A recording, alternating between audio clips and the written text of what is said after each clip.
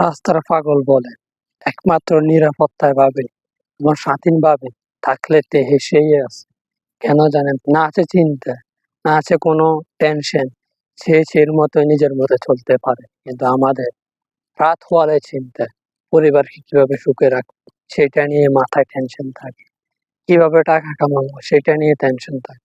নিজের দিকে একবার ভেবে দেখি না, নিজে কিভাবে আছি, নিজে পরিশ্রম করতে করতে জীবনটা কেমন হয়েছে, নিজের শরীরের দিকে দেখি না, কিন্তু টাকার দিকে দেখি। টাকা চাইতে চাইতে নিজের জীবনটাই শেষ। একবার ভেবে দেখেছে এই দূর প্রবাসে নিজে ছাড়া নিজের কেউ নেই, কেউ থাকায়ও নেই। কেন জানে? সবাই সবাই রাস্তায় দৌড়াইতেছে।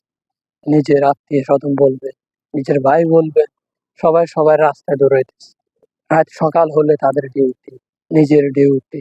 অসুখ হলে নিজের চিকিৎসা নিজে করতে হয়, নিজে হসপিটাল যেতে হয়। এটাই। কাউকে কাছে থাকলেও মনে করবেন যে সে কিন্তু কাছে, সেরও কাজ আছে। সে একদিন না গেলে ৩ দিনের টাকা কাটবে। এটাই বাস্তব।